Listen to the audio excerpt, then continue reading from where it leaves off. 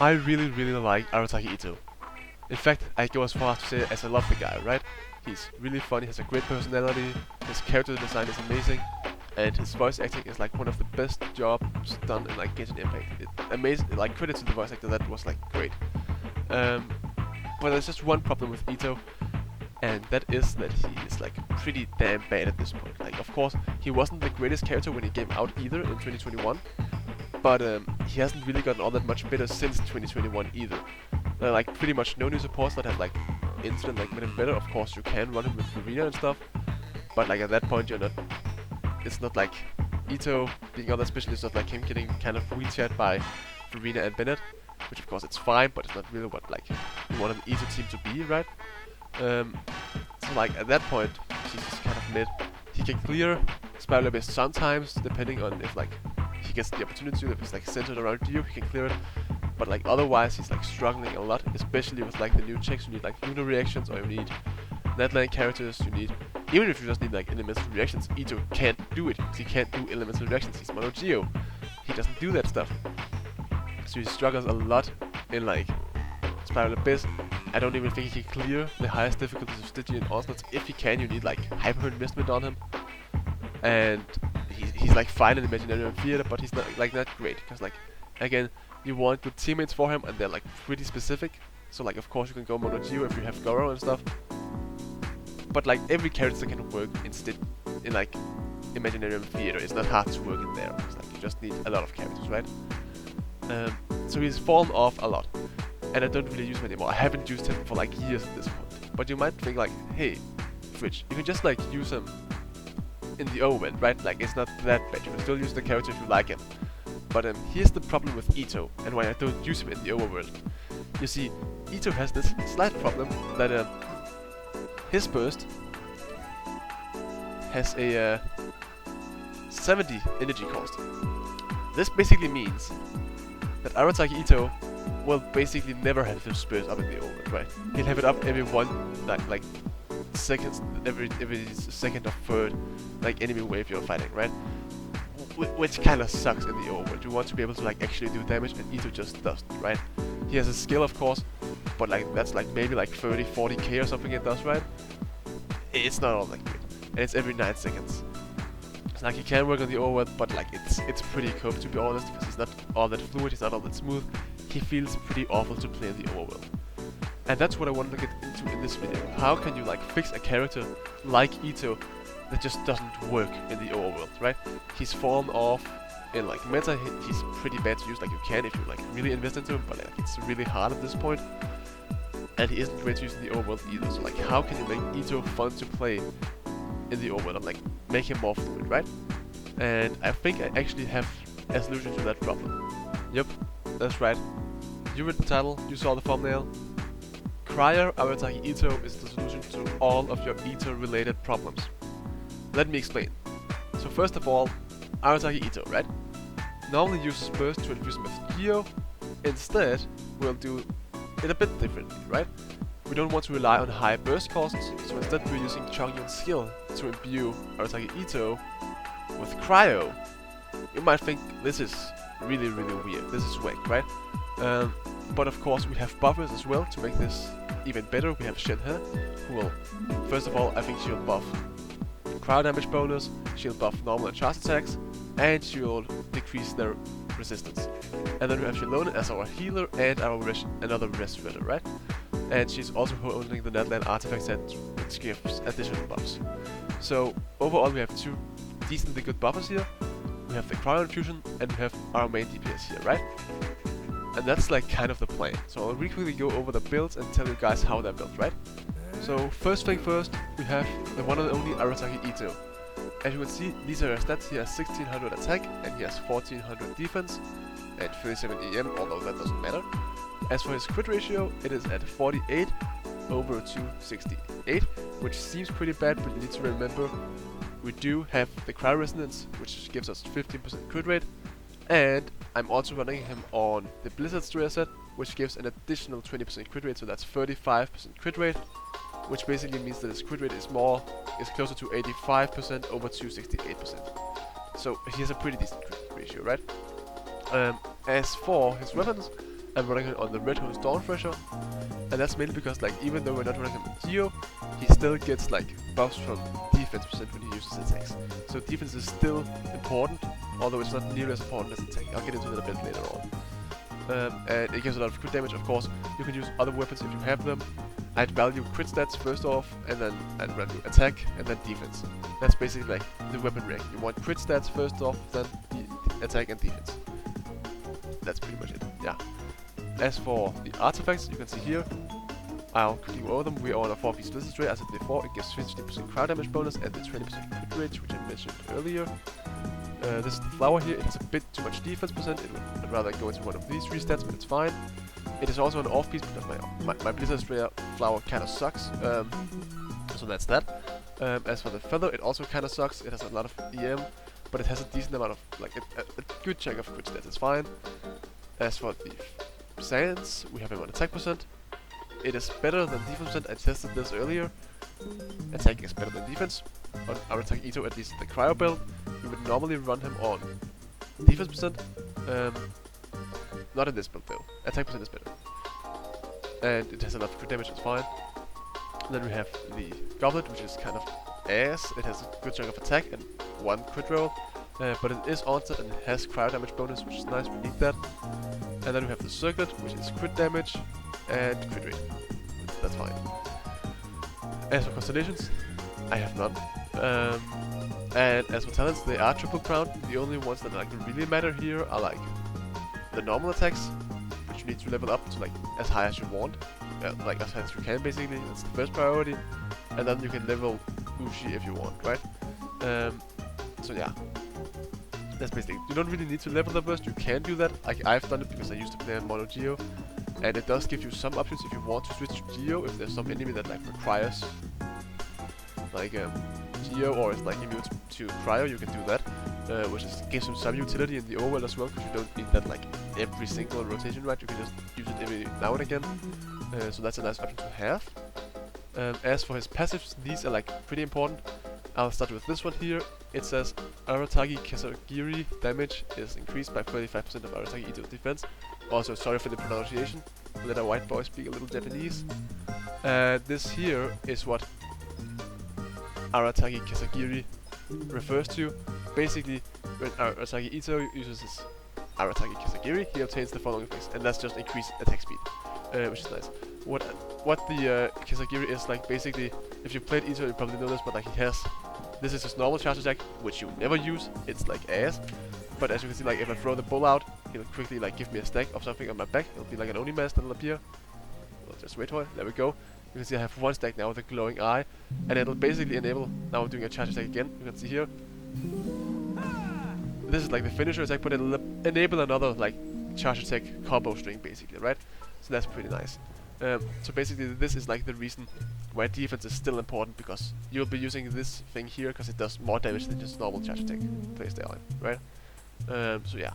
Also, he will generate those stacks not only by like using Ushi here, but he'll also like hitting enemies also grants him stack. And like if you throw the ball and do like just 1 normal attack combo, you'll have 4 stacks if you hit enemies. Of course, I can't do that right now, so we'll only get stacks from Ushi. But like normally you would get full stacks from that.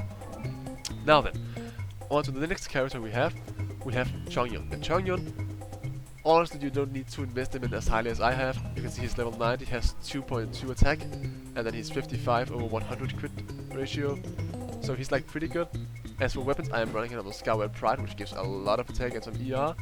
The passive kind of doesn't matter. Also like Refinement rank 4, Skyward Pride Flex. It's like the only weapon that I ever get.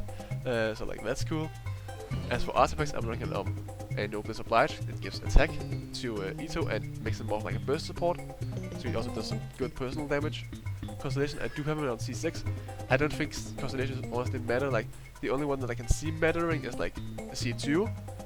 At least for Itto's damage. The other ones are like more his personal damage, which just decreases cooldown for like bursts and skill in his circle, which like could be nice theoretically, but it's not all that important in this team. As for talents, I do have 888 or 81111. I have more talents because of his constellations here. And yeah, that's pretty much. And again, his E is like the important thing. You don't need to max it though, I think, because like the duration doesn't go up, though it's just damage. So like if you want to, you don't really need to max any of Chongyun's skills, to be honest. You can max his burst. That's probably like the most important one, to be honest, because that's like where the majority of his damage comes from. But other than that, you don't really need to level anything if you don't want to, right? So yeah, that's Chongyun. As for Shenhe, she has a 3600 attack. She is on... Oh, no. Yeah, and this is the crit ratio, and here she has 164 ER. It's a bit low actually, she doesn't get burst up every rotation, which kinda sucks, but it's fine. You don't need to use burst on this team, although it does help. She's on Sky with Spine, which gives ER and base attack, which are like basically the only two stats that she cares about. As for artifacts, she's on the two-piece attack set. That's like pretty important. She has no constellations. And as for her talents, they are 499. You want to level her talents here, not really her normal attack, I've done that a bit, I don't know why. But her skill is like really important, and her burst is like also pretty important. So yeah, again, she gives a lot of different buffs. She gives normal and charge attack bonus, and she gives cryo, rest shred, she gives stuff like that, right? And cryo damage bonus, I think, as well. It is important to mention that like when you use Shenhe, you need to use the hold version of her skill, because the hold version is what increases normal charge and plunging attack damage by 50%, whereas the press version increases elemental skill and burst damage by 50%.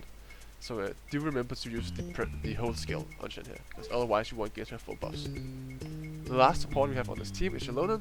She's level 81 out of 90, and yeah, these are her stats. They don't matter all that much. She's 49 over 102. It's fine. As for weapons, we have her on Fast Sword, because like energy particles are always nice, especially when she's right before Shenhe. That's really cool, because then you can switch in and like Shenhe get some particles, which helps a lot. She's in the 4-piece Scroll of Heroes in the City, which basically just like gives elemental bonus damage for like cryo. That's pretty much it, I believe. So yeah. As for constellations, I have none, and her talents are 3, 10, 6, and you only really need to level her skill, I believe. Probably not to 10, that's probably not necessary. And then her burst if you want more healing. You can decide how far you want to level that. So yeah, those are like the teammates.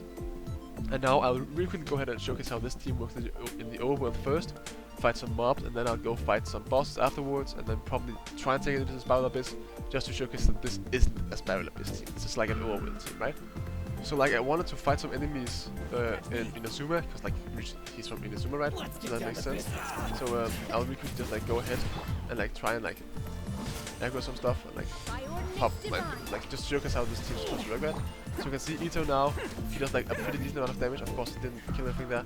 And like this is actually a pretty bad case to showcase it, because like the enemies are like kind of scattered, but it's fine if you just like restart the rotation, it doesn't matter all that much. See, we can just like, again, stuff didn't really line up all that well there, because I had to leave the circle. It's still circle impact, which kind of sucks, especially if like enemies are scattered like this. But yeah, like Itto does like decent damage, right? You can see like he does. Okay, I didn't crit there, which was like kind of impressive to be honest, but like yeah. This team can clear stuff in the overworld pretty easily, right? Like, enemies aren't that big of a problem, and if you go over here, there should be more enemies, it looks like, maybe, if we're lucky. Are there any enemies? No? No? And we can go and find some enemies just so like you can see that this team does, in fact, there's a guy down there, doesn't need like burst or anything like that. You can just like, even though I literally just fought enemies, I can just like go over here to the next one, pop my stuff, don't even need to burst, and we can just like go ahead and start smacking this guy. And then just like hitting him, like it really doesn't matter. Like you can clear stuff pretty easily, and like yeah, some enemies are like more tanky, but like in like not cryo stuff, but like he can still like, clear. It doesn't matter. Like guys, trust me on that one, right? Like Arasaki Itto can clear pretty easily. Also, there's like an electro aura here. That's kind of spooky. I'll get out of here real quick. Okay, so the first boss I want to fight here is Masanori. I like Masanori a lot because he's like just like pretty much like bullet sponge. So like he's decently easy to fight, right? So I'll really just showcase how this goes. So let's fight. Cool. Let's see, we pop this, pop Shalonen, also pop her burst because like it is nice when you're fighting Shalonen. I can see that this guy's like charging over towards me, so we'll pop stuff here. And now we have our circle here. You can see we have our stuff up, and then we just start smacking. If we can hit him. Ooh, 44k, right? Pretty decent. Ow, that hurt a bit. And I'd like to get this guy down, but we didn't get him down in the first phase. It's fine. Get him from the back. And I'll just hit him a bit. Ooh. And yeah, He's kind of invisible right now, which kind of sucks. We just have to start over. It's fine. We go again. Shin her. Oh, ooh, that was looking kind of spooky because like he was jumping at me and my Chongyun was like really low there. But like as you can see, we can clear like pretty easily. And now we can like pop the burst for invisibility frames and just like go in here, right? Like he still does decent damage on like his Geo team, like Geo option, right? It doesn't do all that much damage because like it's more like he's kind of like solo carrying. He does get some buffs from Shilonen and some from Shinhe. But it's minimal compared to like the cryo buffs. He does more damage in his cryo mode than he does in his Geo mode, which is like the point of this team. But it does still have it as like a valid option for the moment. If you want to switch to Geo or get some invisibility frames, you can do that. Alright, so here we go. Let's see if we can one cycle. Option his full scale. Burst. Go to Chongyun. Good damage there. And go to Itto here. Then we have all of his stacks up. And go ahead and do his combo. Didn't look like all of his stacks, I might have fucked that up. Okay, we go again. We should have time to do that. Come on. And go ahead, start charging thing. Come on. Lay some crits, bro. There we go. And let's see. Yeah, we want one cycle, but we are low-key getting him kind of low though. It's like it didn't work like quite as we wanted, but like it's fine. Like as you can see, we can't trigger catalyzed reactions because like it's Geo and Cryo this stuff, so like it doesn't work like that. But we can still clear him like pretty fast, even though we don't have the correct reactions and stuff like that, right? So like yeah, that's like basically how the team works, right? You saw him against Masanori and you saw him against like overworld mobs, and now you've seen him against like an actual boss as well. Of course, these bosses are more like bullet spongy type bosses that are showcased, but like still, again, this team won't work all that well against enemies that like move around all the time, because you do need to play like circle impact. Although Chongyun's circle is like one of the bigger ones in the game, and you can like swing for a good while with like cryo infusion. Like you see, like I finished Chongyun's cryo infusion there, right? Like I can swing for a while, like pretty much for the entirety of like the duration of like a complete like normal tech combo. I can swing with cryo infusion. So you do get the ability to like go outside of the circle, swing a bit if you want, like go over here, like swing, boom, like do that, and then just hop in again and then like just go out. It didn't get the infusion. Can you get it? Yeah. And then like, go out again if you want to. Like you can do that. You can like go out like a bit and then go in again and stuff. And then you do have the burst as well that you can use to get Geo infusion and do damage that way. But yeah, that's pretty much how this team works in the overworld, right? You have the cryo option, you have the Geo option. You can switch between them. If you need to use Geo, you would optimally want to use cryo, but you can go Geo if you want to. So yeah, I'll head into the Spiral Abyss now and show you guys how that works. Okay guys, so after looking at like the enemies that are here, you can see the first half has enemies that I can actually fight against, whereas this guy is like the boss that like summons a lot of small dudes. I don't think I can clear that guy with Itto, because I'm pretty sure you but like it gets a lot easier if you do have lunar reactions, so I'm not gonna fight that guy. As you can see, the buffs do literally nothing, so we'll see if we can get a good card and if that will help us or not. And let's just go in. I'm not gonna try and optimize this, I'll just show you guys how it works. So let's see. This one is pretty bad because we won't get below 50 HP probably, and this one is pretty bad, so we'll go with 20% attack. That's fine. So now we'll see if we can defeat these guys. So let's start it. And he's there. Up this guy. Transfiguration. And Shadow Burst. Chongyun. Boom. And get his stacks up. And then we'll use the stacks. Ooh, 37k. As you can see, like we are kind of like getting this guy pretty easily. And let's just finish him off. I didn't the crits there, that kinda sucks. Yeah, I don't think this guy's actually getting like affected by cryo in like the later stages, because like he doesn't get frozen, so cryo just kind of I fucked that up. And in Chongyun skill, that's pretty important. Like a pretty decently sized damage loss, but it's fine. Go. Geo here, just to like see if we can get this guy. And get some stacks up. Then we go over here. Some stuff. Again, like this isn't optimized like whatsoever. But like as you can see, we're doing like fine as of right now. I do believe that the last enemy will be a lot more tanky compared to this guy. But like we're like somewhat on pace to like clear it like decently fast. Of course, like by now we should optimally actually be done. Which of course you can see we aren't, which kind of sucks. But like, let's see, how much damage do we do to this guy? Okay, pretty much nothing. That's always good to know, I suppose. Go with Geo. So this guy's starting to do damage to me, that kind of sucks. Maybe not. Go to Shunone, pop a burst. Is this guy stealing my energy? I think he is. Or I might just be tripping, like one of the two. Again, like, I'm not reading all of like different buffs that are like armor spiral abyss and stuff. I'm just like smacking them. Yeah, I thought he was gonna take me just like charge to help him back, that's fine. Transfiguration. Go with Shinha. Oh, I missed, that kinda sucks, that's fine. Just means that we don't get Chongyun bursts, which is a good amount of damage though. We'll get our stuff up. And start smacking him. We go to Geo, just to get some stacks up. Let me go back. I want to hit my skill. Nice. And let's start smacking him again. Let's see if we can get like sub 7 seconds here. That would be nice. Can we hit this guy? Yeah, we can hit him from inside the circle. Nice. And get him here. He should be done during the next rotation, probably. If we can. Let's see if we can. Then let's start smacking. And there we go. So we did clear him in like under 3 minutes. So like if you have a team that can clear Itto, let's see how long. In 4 seconds, this team can work. I don't have a team that can clear in 4 seconds, and it certainly isn't like Mono Albedo. Could you like leave me alone, bro? Like, can I leave? Yeah, I can leave. Yeah, I'll leave for now. So like, the team does kind of work in Spiral Abyss. You could probably take it if you like wanted to, but it would need a lot higher investment. You'd probably need cons for your 5 stars, like the C6 Itto, C6 Shinha, C6, you know, and stuff like that.